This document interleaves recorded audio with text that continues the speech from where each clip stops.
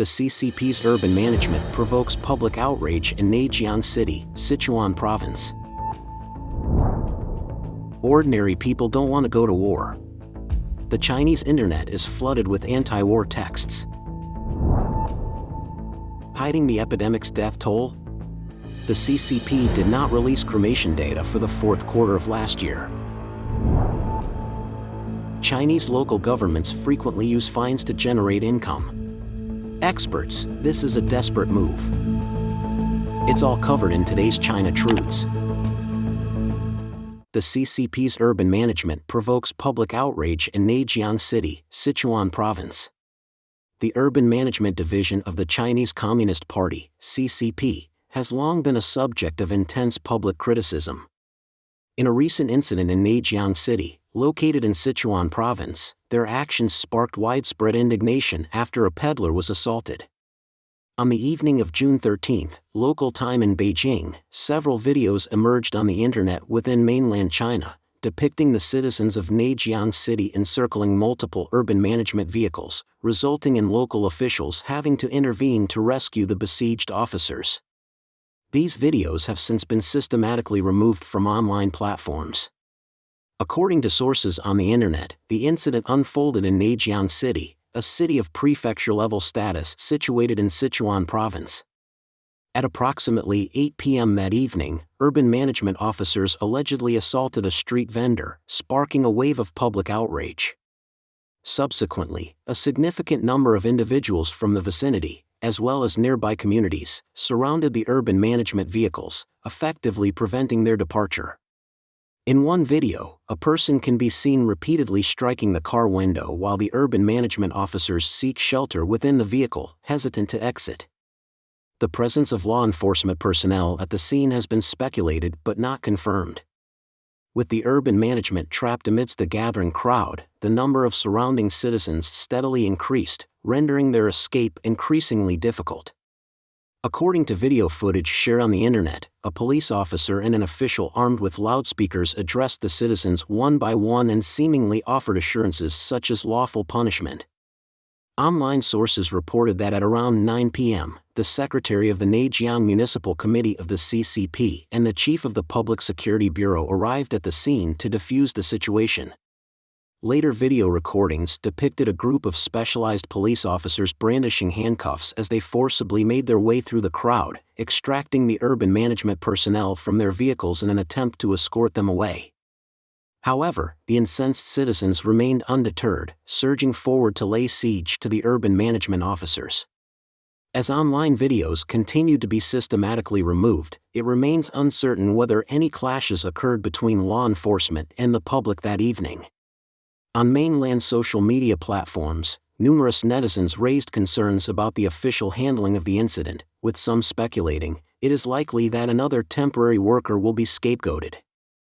Overseas, the incident gained attention when a video was shared on Twitter, prompting netizens to applaud the citizens of Zhejiang, stating, "The people refuse to be provoked, the struggle is formidable, a positive development, awakening of the masses, and this marks the first step of resistance." In mainland China, the name Chengdu has become synonymous with the CCP's perceived oppressive practices. Numerous online videos showcase instances of urban management officers brutalizing impoverished peddlers and engaging in property confiscation from local shops. Critics argue that the Chengduan, operating under the guise of urban management, serves as a mere tool for the CCP to maintain social stability. Ordinary people don't want to go to war. The Chinese internet is flooded with anti-war texts. Chinese cyberspace has recently experienced an influx of discussions concerning a perceived lack of willingness to defend the nation, drawing significant attention. Certain online users argue that if a conflict were to erupt between the two sides of the Taiwan Strait, those advocating for war should take the lead. Earlier this year, Yang Fan, a professor at the China University of Political Science and Law, shared a post on Weibo advocating for an early assault on Taiwan. Yang Fan initially noted that Chinese public opinion unanimously favored military action. However, the article was met with substantial criticism. Respondents expressed sentiments such as "let your family be frontline infantry first," and "I strongly recommend that professors let your children join the army to serve the motherland, and your children and grandchildren go to the battlefield first."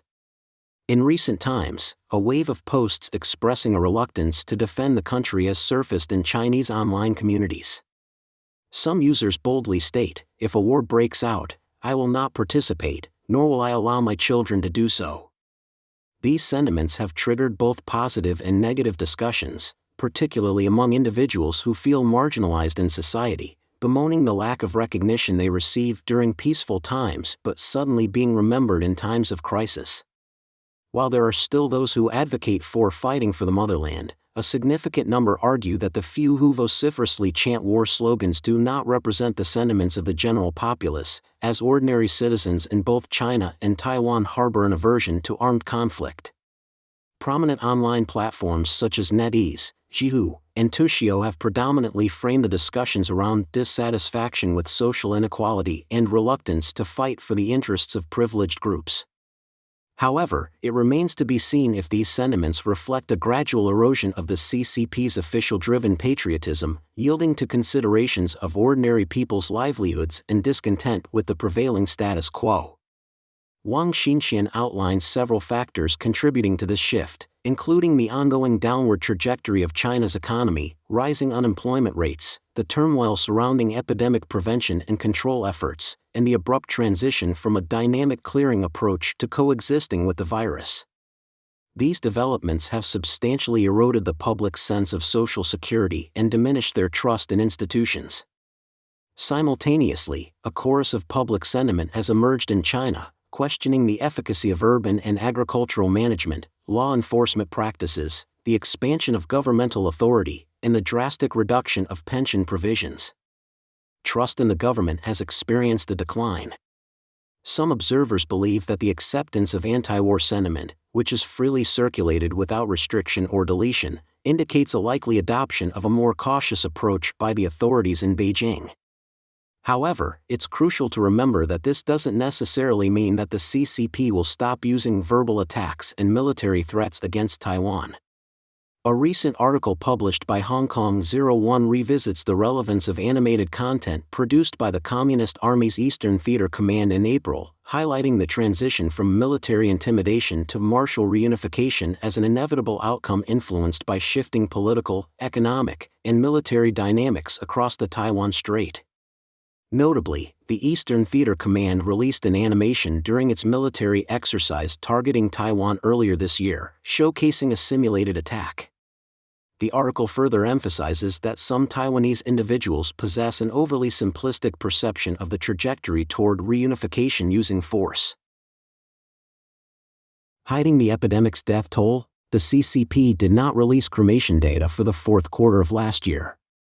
Following the relaxation of anti-epidemic measures by the CCP in December of the previous year, crematoria throughout the nation once again witnessed the distressing sight of corpses strewn about on the ground. Not only did the CCP postpone the release of civil affairs statistics for the fourth quarter of the same year, but it also omitted the crucial number of cremated remains, which had been a matter of public concern. As per customary practice, the Ministry of Civil Affairs of the CCP typically publishes civil affairs statistics every quarter, with the fourth quarter data being made available no later than April of the following year. However, the civil affairs statistics for the fourth quarter of 2022 were not disclosed until June 9 of the present year, conspicuously excluding the previously included number of cremated remains. The Ministry of Civil Affairs of the CCP refrained from explaining the delay in the release or the absence of the number of cremated remains.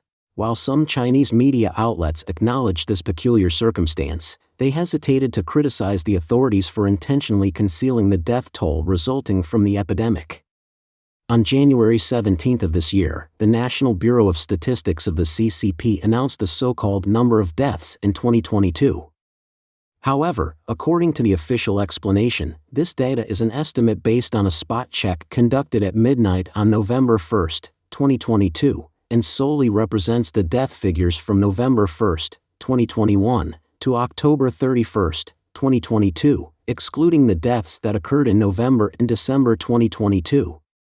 In December 2022, the CCP authorities significantly relaxed the zero-COVID policy and abruptly implemented a nationwide lay-flat approach, resulting in a widespread outbreak of the epidemic and a surge of fatalities that swept across the country.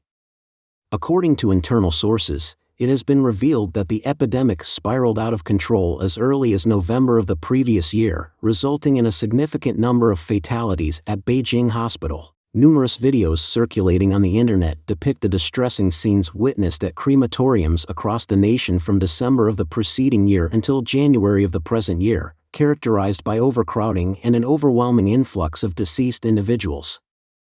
There has been a surge in new graves, even in areas where cremation is not common. According to estimates based on the local crematorium's cremation capacities, hundreds of thousands of deaths may have occurred in Beijing alone in December despite the city's superior medical infrastructure.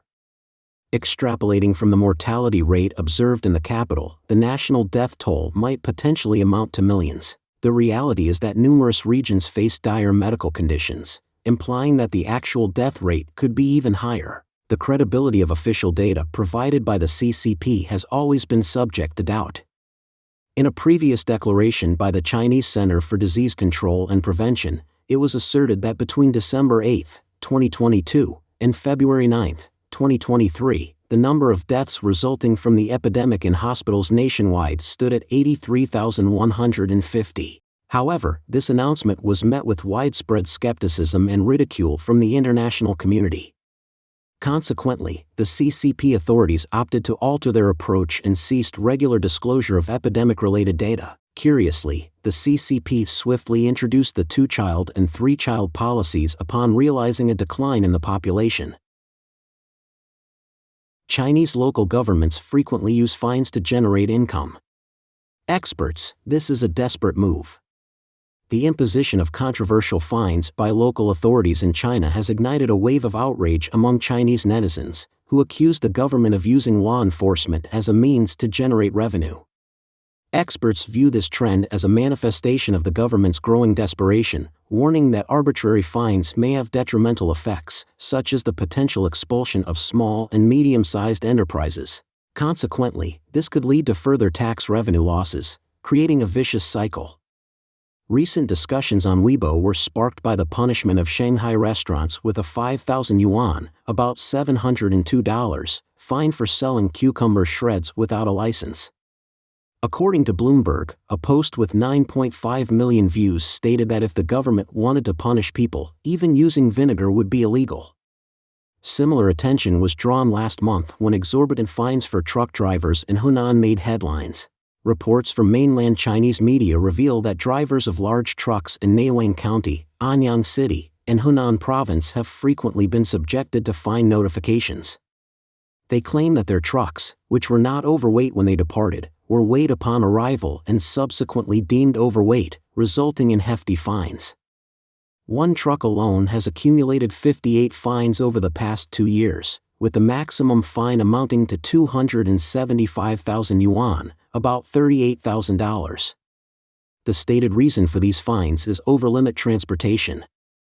In response, Zhang Yuanping, an official from the Transportation Bureau of Neiwang County, Hunan Province, defended these measures, asserting that due to 3 years of economic hardship caused by the pandemic, the finances are depleted. Thus, this stringent enforcement of fines is deemed necessary to ensure that all appropriate penalties are imposed. Guangxi Province, known for its substantial debt burden, has recently sparked online discussions regarding the exorbitant fees for road parking in Nanning City. The management of paid parking spaces in the city has been entrusted to Weibo Parking Lot Service Company, a state-owned enterprise under the Nanning Public Transport Group.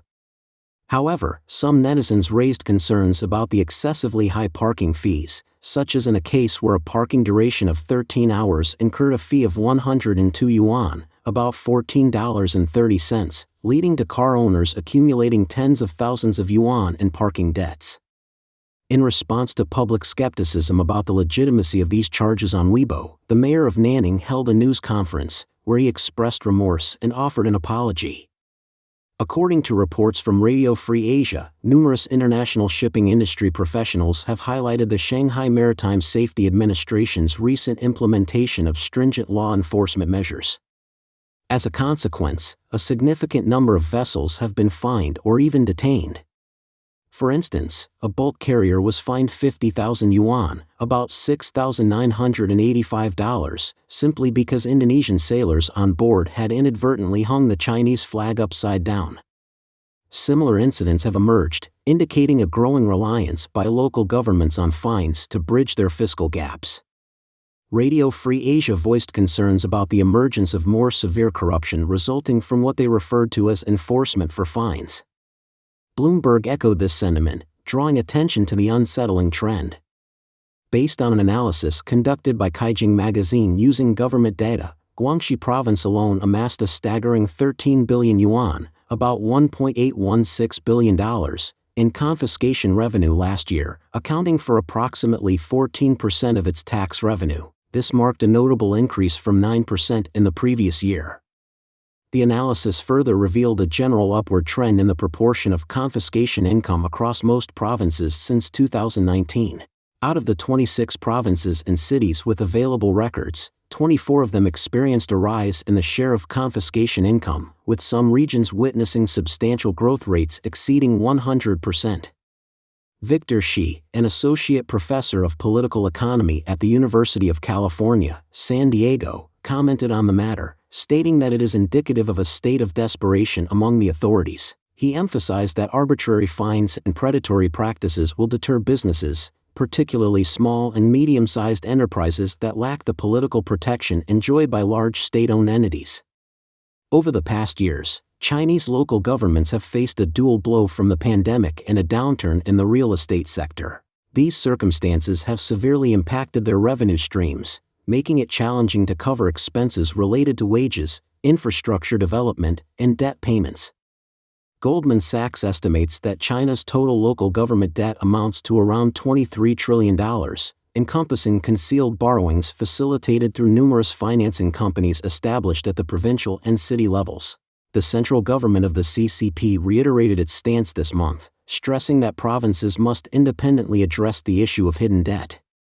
Consequently, local officials are compelled to exercise greater creativity in generating funds for daily expenditures. This is widely believed to be one of the primary drivers behind the intensification of fine-style income generation.